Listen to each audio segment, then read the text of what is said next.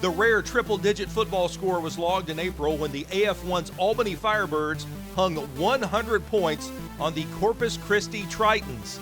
Albany had a season-high 79 points at halftime. Firebirds backup quarterback Robert McCoy Jr. threw 7 touchdown passes. Now, the Tritons are a bit of a disaster with reported financial problems. They had players walking out, then players released or suspended. Add to that they were playing the best team in the AF1, and you have the perfect recipe for a 100-point game. Those 100-point games have happened a few times on the pro level and semi-pro level, with the first one reported at the turn of the 20th century. The Watertown Red and Black of the Watertown Athletic Association in New York topped the Cortland Athletics 142-6 in September of 1903. Now, some other history here. Watertown Red and Black's team dates back to 1896, and the team is still active today. They are the oldest semi-pro team in the United States.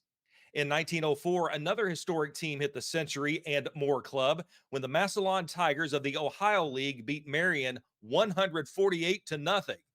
The Tigers had a rivalry with the nearby Canton Athletic Club, which also enjoyed scoring touchdowns. In 1905, Canton beat a team from the Navy ship USS Michigan 121-0 on October 21st, and then the next week knocked off the Dayton Athletic Club 107-0.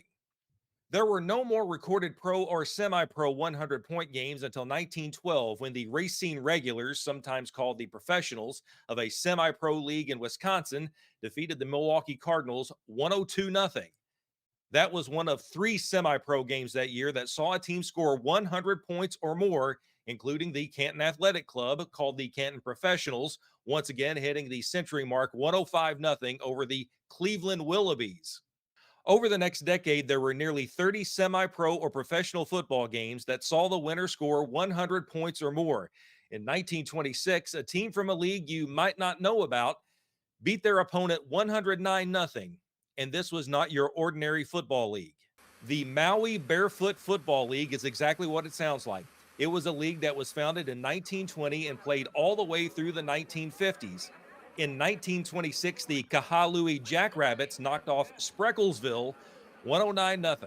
Other than some AFL and NFL exhibitions in the 1920s and 30s, no professional team hit 100 points in a regular season game until 1936. In October of that year, the Crosse Old Style Lagers blanked the Madison Cardinals 100-0 in a Northwest Professional Football League matchup. Now, as you might have guessed from those team names, this league was not in the Pacific Northwest, but rather in the Midwest.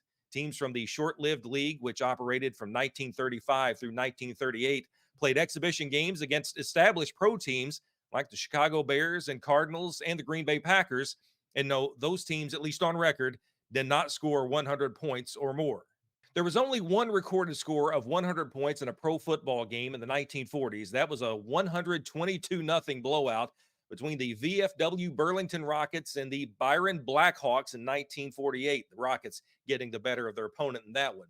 You have to skip forward nearly 2 decades for the next 100-point professional game.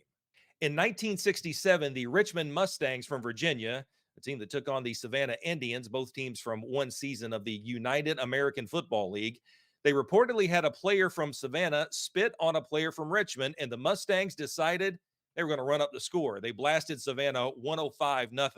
In 1974, the Las Vegas Casinos of the Pacific Professional Football League beat the Albuquerque Thunderbirds by 100 points in what was that team's swan song. The league folded before the season's end, and that was the end of the Casinos. In the 1980s, American football started blowing up overseas with leagues like the German Football League, which saw its team score 100 points or more 6 times in that decade. A couple of other leagues in Germany in the 1980s also saw teams hit the century mark. You know, American football in England grew in popularity. It's still popular today. At one point in the 1980s, Budweiser invested in pro football in Europe, creating a league consisting of 102 teams from former leagues playing in 18 divisions under the Budweiser League name. In June of 1986, the Budweiser League saw the London Ravens sink the London Stags 106-0. While there were 15 pro games in the 1980s that featured a team scoring 100 points or more, only one of those games were between teams from the United States. In October of 1985, the Chesapeake Bay Neptunes and the Staunton Comets of the Mason-Dixon Football League faced off, with the Neptunes winning 102-0. Not a surprise, the Neptunes won the championship that year. Throughout the 1990s, European football teams hit 100 points or more several times, including an incredible game that saw the Duisburg Dockers beat the Duisburg Flames 220-6. This was not some high-level American football, but nevertheless, 220 points, it's pretty amazing. Indoor football is known for its high-scoring offenses, and in 2000, a team from the Arena Football 2 League hit the 100-point mark in its first year of existence. The Quad City Steamwheelers beat the Greensburg Prowlers 103-3. That was on the road in May of 2000. Quad City went on to win the championship that year in its first year of play. They also won the championship the following year, winning 24 straight games over 2 seasons of play. 2 months later, the Black Hills Red Dogs of the National Indoor Football League blanked the Southeastern Minnesota Wildcats 104-0.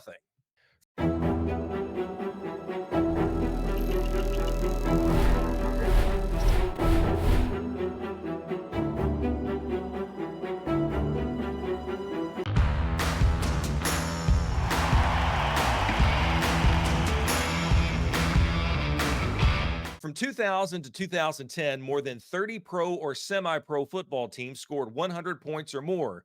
More than half of those games were indoor football matches, including the poor Carolina Ghost Riders of the American Indoor Football League, who lost to the Richmond Bandits 113-0 on May 21st, 2006, then lost 104-0 to the Rome Renegades on June 2nd. In 2010, the Helsinki Roosters and the Helsinki GS Demons of the Finland Women's Maple League each scored more than 100 points and both shut out their opponents. The indoor football leagues continue to rack up points in the 2010s, including a February 2011 game between the Sioux Falls Storm and the Kent Predators, with Sioux Falls winning 105-71 behind 10 passing touchdowns and 2 rushing touchdowns from Storm quarterback Chris Dixon, who was later inducted into the Indoor Football League Hall of Fame. Those are just some of the pro and semi-pro teams who have joined the Century Club over the last century. Check out Paul Luchter's site. He goes over all these 100-point games on every level. It's a really cool site. Check it out. And if you're into pro football history, check out these videos and be sure to like and subscribe for more alt football content.